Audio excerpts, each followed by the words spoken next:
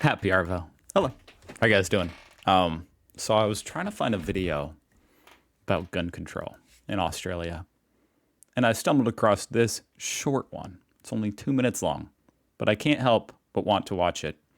I have to say, every single video on this topic looks like this as far as the likes and the dislikes. So it's like nobody, I don't think you can say anything about the topic and not get just disliked all the way. So, I mean, I guess we'll see what happens to my reaction.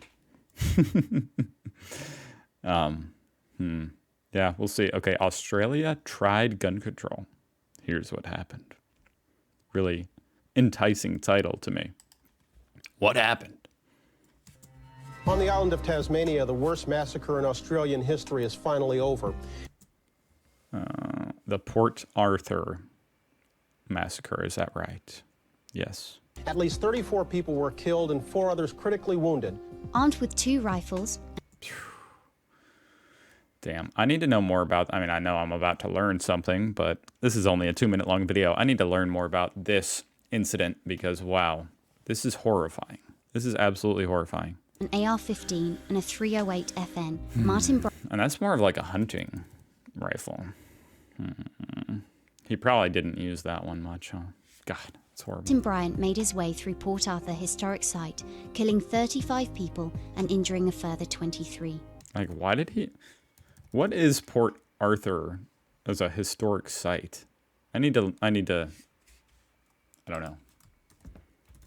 You know what? This is a short video, so I'm looking it up real quick. Port Arthur. No, not in Texas.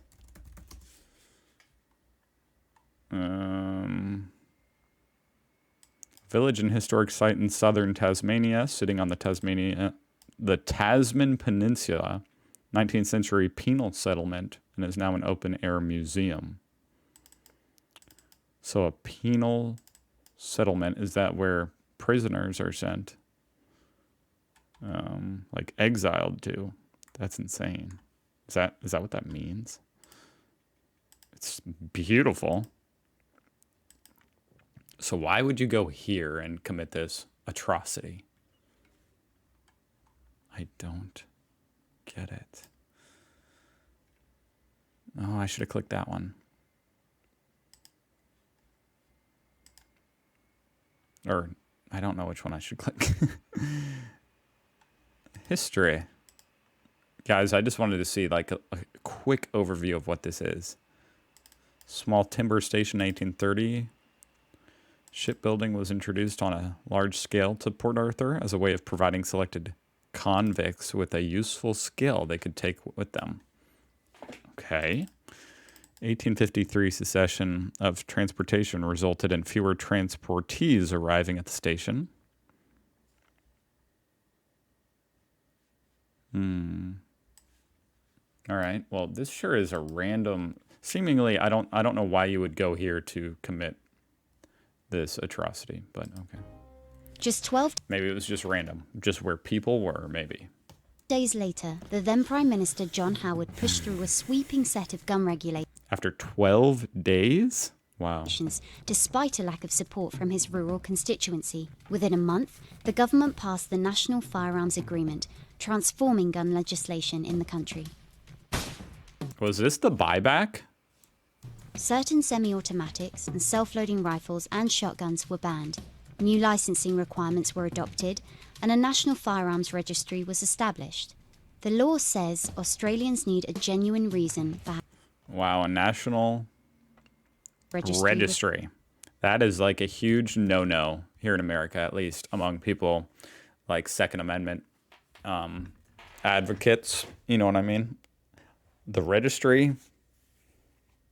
It's a highly, highly, highly controversial thing. Like, I don't think that could ever happen, at least in the near future in America. That is very interesting. But you guys did it 30 years ago. Established. The law says Australians need a genuine reason for having a firearm, such as sport shooting or for agricultural use. It doesn't include self-defense. Wow. Does not include self-defense. People must go through background checks and wait 28. I mean, in a way that makes sense. It's like if you could just say it's for self-defense, then that's what everybody would just say. Days before they can buy a gun. The government 28 days, but it doesn't include self-defense. People must go through background checks and wait 28 days before they can buy a gun. Interesting. 28 days.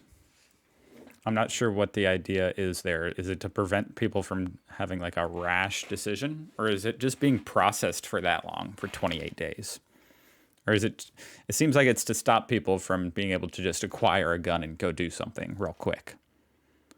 But most of these creeps plan it out for long in advance.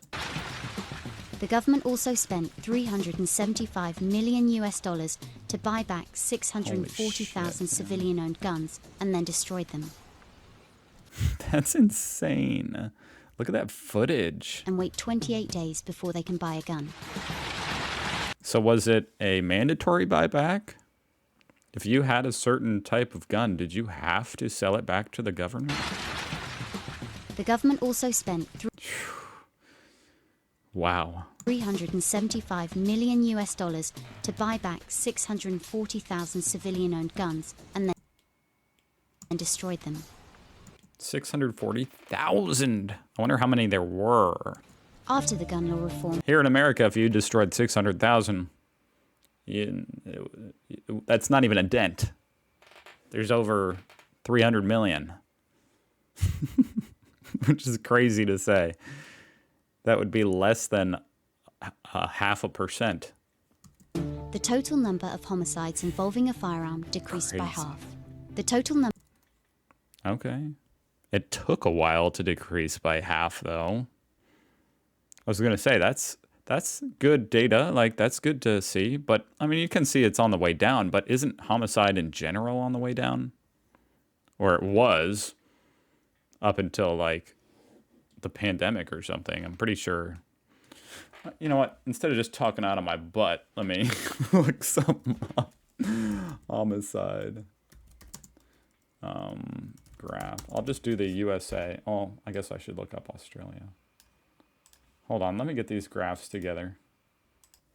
Okay, so I found two charts aren't exactly comparable, but they can give some kind of idea. This is what I was talking about as far as number of homicides by firearm, USA. It only goes back to 2006, but you can see it was on a decline. Something happened in 2014, but then, boom, 2020. Crazy. This is really disturbing to me that it's just going back up after being on a decline. Australia's graph is not nearly as bad. I mean, here's, okay, so 96. You can see a very steep drop off and then a gradual decline, basically flatlined. But I mean, look at the number, 200 compared to 12,000. Obviously, there's less people in Australia, but that's still highly concerning. The number of gun-related deaths fell rapidly as well, dropping more than half in 2016 compared with 1996. Australia didn't see a single mass shooting from 1996 to 2018, more than 22 years. Wow. 22 years. You're lucky to go 22 months here in America. In fact, well, it depends on what your definition of mass shooting is. A single mass shooting from 1996 to 2018. That's remarkable. More than 22 years. However, anti-gun activists warned that following years of lobbying by pro-gun groups, Australia's strict gun laws have been eroded, and gun numbers are almost back to the same level as at the time of the Port Arthur massacre. Well, that's really interesting, because I mean, like I already showed, the graph looks pretty good. Australia is not totally immune to mass shootings, but its response to the Port Arthur massacre demonstrated how strong political leadership and strict gun control policies can help curb violence and save lives.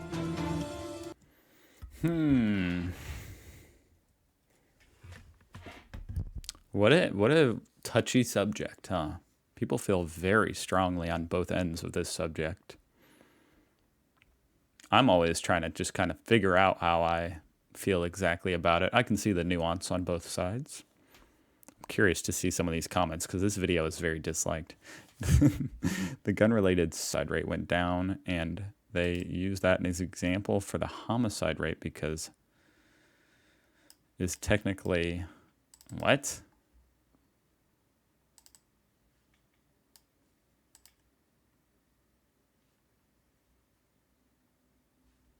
They didn't mention that the robbery and home invasion rate went nearly off the scale, meaning up, following the buyback. You're telling me because people knew Australians were unarmed or less of them were armed, more people were willing to do home invasions.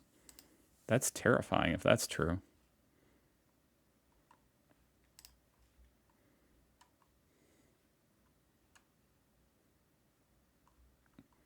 There is no conclusive evidence that the new gun laws or the buyback made any material difference to firearm-related deaths.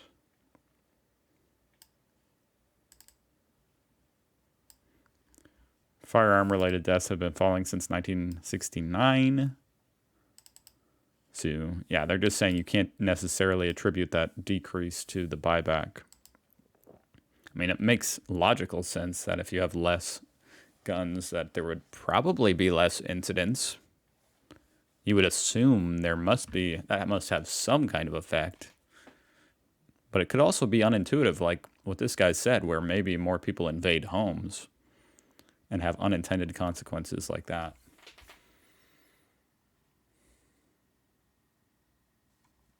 You say gun deaths drop by half, then in the next breath say there are more guns now than in 96. Wow. This is a very touchy subject. I mean, the way I feel about it here in America is like, or just, I guess, in general, if everybody else is allowed to own a gun, then it makes sense that you would want to own one too for your own protection so that you're on level ground with them. Whereas if no one had a gun, then you would have less of a reason to. It's very interesting. I don't know. Somehow my video is 13 minutes long, talking about a 2-minute long video. So I'm gonna stop rambling on. It's an interesting subject. I'll have to look. I want to find a video more on the detailed laws about it in Australia. Anyway, I'll see you guys tomorrow. Happy Arvo and goodbye.